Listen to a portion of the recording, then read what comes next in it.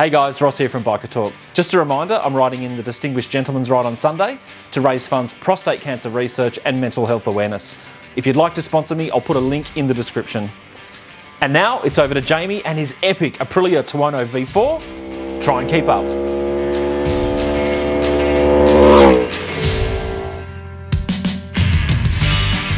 My name's Jamie. I've been riding for 37 years.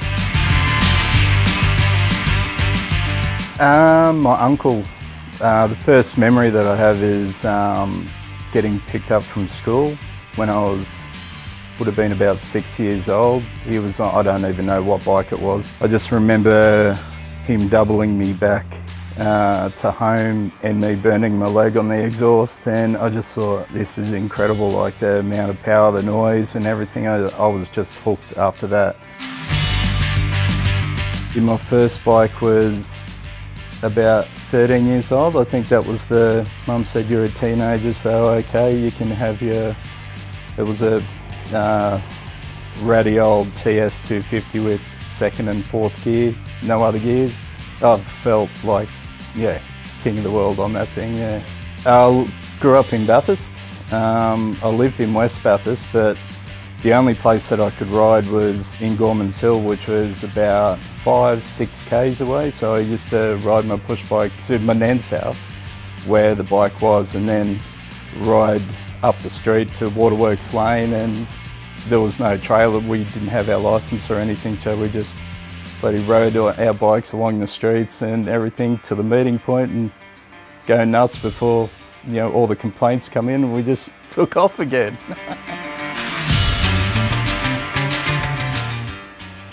When I could legally, which was, I think it was 16 and 9 months, and yeah, for Christmas time, I was born in 17th of December, so right at Christmas time, and Mum went halves with me with a RD 250 LC, but I couldn't have it until Christmas Day.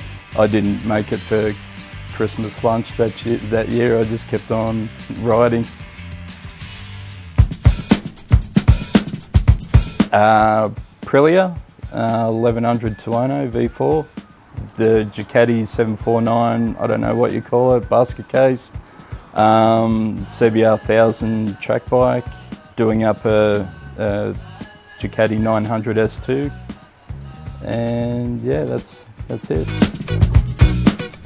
Coming from sports bikes, it was just we all had sports bikes, and just came to a point that nobody was keen to ride on trips or anything because they were too uncomfortable.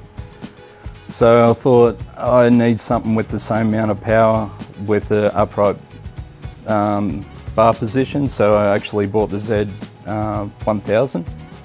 Hated it, didn't test ride it, I'll never do that again. Yeah, not a great handling bike, and I palmed that off to my missus. She likes the look of it, like she doesn't ride it as hard and that, so it was, she loved it, so perfect. And with the Aprilia, a little bit unknown quantity, like I don't know anybody that's had an Aprilia, and as soon as I heard one, like with the open exhaust and that, like, yeah, the whole like heart started bouncing once you hear it, yeah.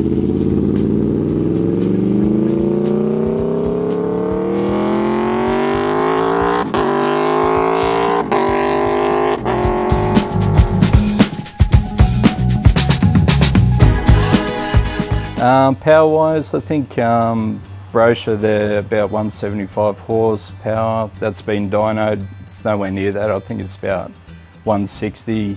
It's a factory, so it's got Olin's front and rear suspension. It's got the factory race ECU in it. SC Project exhaust, which is basically straight through. It's, you know, it hasn't got a cat or a restriction in it. It's yeah, it'll scare old ladies for sure. The sound of it, you just can't. It's got a quick shifter, and I've never owned a bike apart from the track bike with a quick shifter. You just can't help changing gears. Like you shouldn't. There's no need being 1100 V4 like they're a torquey engine, but you just find yourself tap dancing and just listening to pop and, you know, growl and everything. Yeah, it's beautiful. I'll buy another Aprilia for sure. Yeah, I like the social aspect, and we were saying down at Phillip Island, it's while we love our bikes and we, you know, talk about bikes constantly, it's all of us getting together and that sort of talking about bikes and that I just love, like whether it be over breakfast somewhere or, you know, at a pub or anything like that, sort of banter, and that I just can't get enough of. Like, yeah. We do things called brekkie runs, which is, you know, same as anywhere really. Like you just pick a destination, have breakfast, and then ride home again. But you know, after breakfast, we sort of do like a detour. We're getting, you know, older, and you know, everyone's got time constraints and everything like that. So the trips where we, you know, go, you know, up north and, you know, have 3-day rides and that are probably only a once a year sort of events though, and I love those times. Like I sort of generally set the routes up and everything, just find every twisty corner that I can, stay off the highways and yeah, it's I love those times. Yeah, it's in my blood. Inside my house there's pictures of bikes in garages, pictures of bikes everywhere. Like my car's got bike decals on it. Like I've got a, you know, tattoo of bikes. Like it's just in me. Like I don't know. I can't put my finger on it. I had a GSXR 1000 track bike for a long time, a K8, and just got not bored with it, but just thought there might be something different sort of out there. So I actually got, after I got the Aprilia, I got an RS-V4 and thought this is going to be great, but the thing's the size of a 250. I'm not, it was like a bloody bulldog rooting a tennis ball. Every time I'd move the bike into a corner and that, the bike had just, it had upset the bike. So while I loved the bike, I just couldn't fit on it. So this, a friend like that had a bike shop, had that sitting in his garage. It's virtually brand new. It's a CBR 1008 model, quick shifter, Ollens rear, standard front. Yeah, it's basically a standard bike, but I sort of wanted that because I've known in the past, as soon as you start messing with stuff, it becomes unreliable, and then you think you're a really, really top-notch rider until you do a track day, and then you just get found out pretty quick. Especially Phillip Island, like Eastern Creek, done it to death. Great circuit, but to go down to Phillip Island where you watch the GPs and, you know, you see the footage on the bikes and everything, and you're seeing it like going through turn 1, and it's a little bit choppy. This is exactly what the GP riders see and feel, and yeah, it's just a magical place. Doesn't really matter as long as I'm in, you know, with mates. Like it used to be the amount of corners, like the, you know, never-ending corners. Like that's all that you'd be there for. But you still have to have corners, obviously. Like you're not going to go up the Hume Highway and have lunch at Goulburn. Like, yeah, it's more about the people that you're with and the mateship. Like, yeah.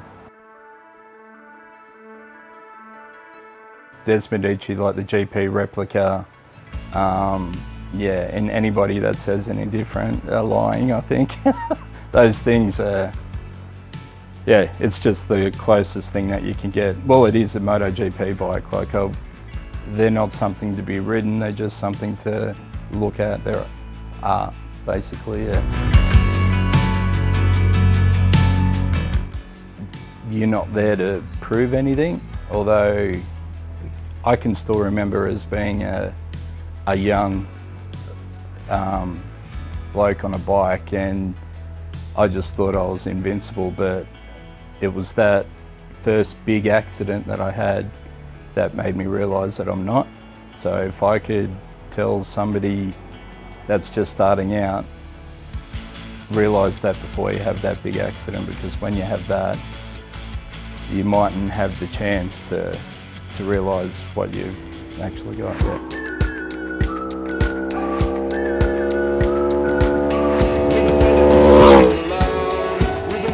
We had a heap of fun shooting that video with Jamie. I hope you enjoyed it. We'll be back next week with the first in a comparison series of videos, and I'll be talking with Steph from Bikes, Burgers, Beers about two Royal Enfields, the 350 Classic and the Royal Enfield Meteor, and I'll let you know which one I preferred.